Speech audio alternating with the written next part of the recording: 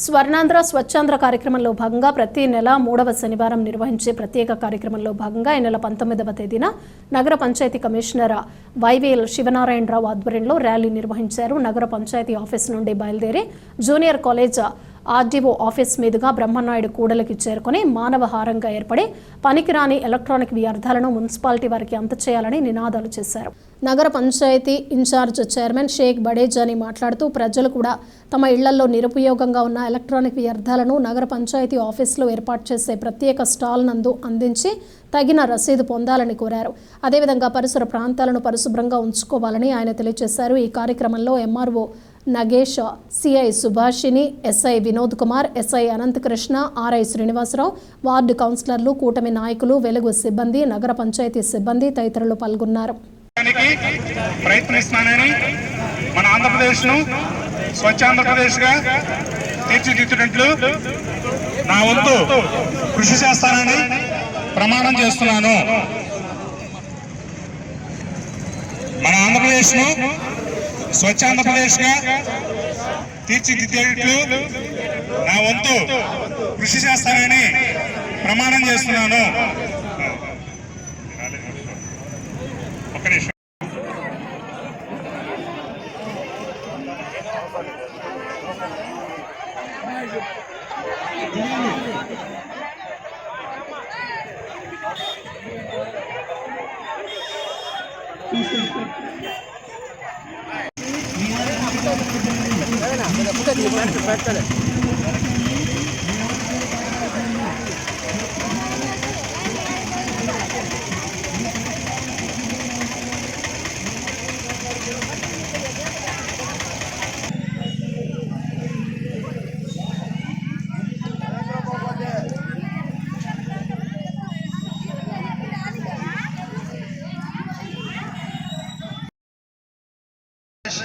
ఆశయాన్ని కానీ లక్ష్యాన్ని కానీ సాధిస్తాము.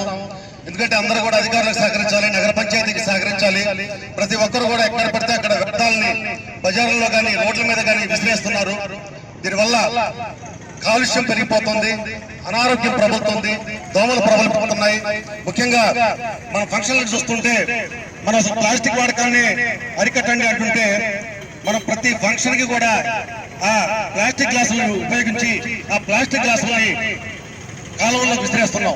ప్లాస్టిక్ బాటిళ్లు, ప్లాస్టిక్ గ్లాసులు, ఈ విధంగా అనేక వ్యర్థాలతో ఈ రోజు మురుగు కాలువలు నిండిపోతున్నాయి.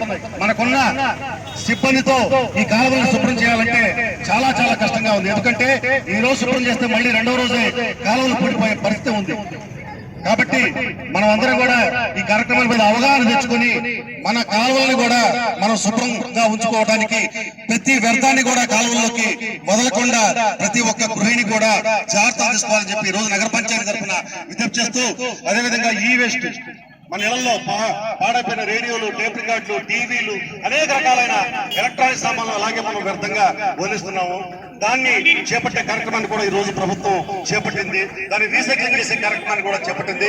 కాబట్టి ప్రతి ఒక్కరు కూడా ఆ ఎలక్ట్రానిక్ వ్యర్థాలని నగర పంచాయతీ సిబ్బంది కానీ నగర పంచాయతీ కార్యాలయంలో కానీ అప్పచెప్పి మాకు సహకరించాలని చెప్పి మేమందరం కోరుతూ ఈ రోజు ఈ కార్యక్రమాన్ని పనిచేసిన కమిషనర్ గారికి, అదేవిధంగా ఈ కార్యక్రమానికి హాజరైన నాయకులకు, ప్రజాప్రతినిధులకు, ముఖ్యంగా డ్వాక్రా మహిళా మండలకు అందరికీ కూడా హృదయపూర్వక నమస్కారాలు తెలియజేస్తూ, పత్రికా విలేకరులందరికీ కూడా హృదయపూర్వక నమస్కారాలు తెలియజేస్తున్నాను.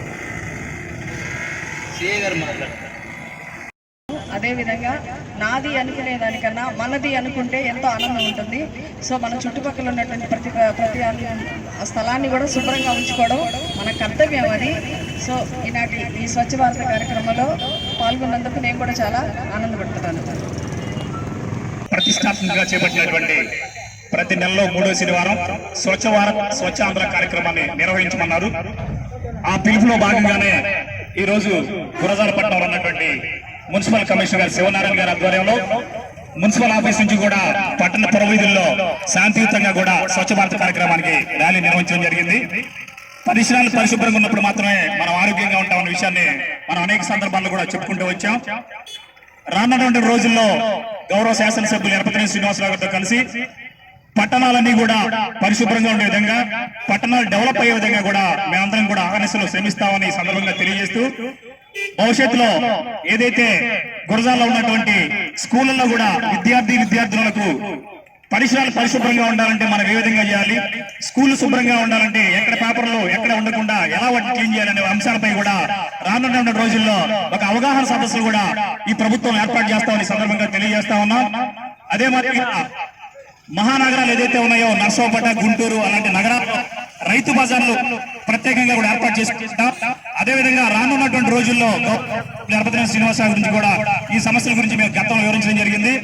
అతి త్వరలోనే ఒక స్థలాన్ని కేటాయించి రైతు బజార్ను మనం ప్రత్యేకంగా కూడా ఏర్పాటు చేసుకోబోతున్నాను కూడా నేను సందర్భంగా తెలియజేస్తా ఉన్నాను.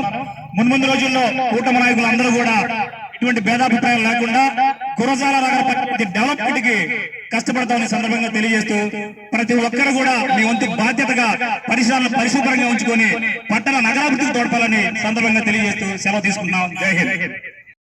ప్రతి ఒక్క వీధిలో కూడా మున్సిపల్ సిబ్బంది అందరూ కూడా ప్రతి విషయంలో కూడా కాలువలు తీయటంలో కానీ, తర్వాత చెత్త చెదారం తీయటంలో కానీ వాళ్ళు చేసేటువంటి కృషి ఎల్లైంది.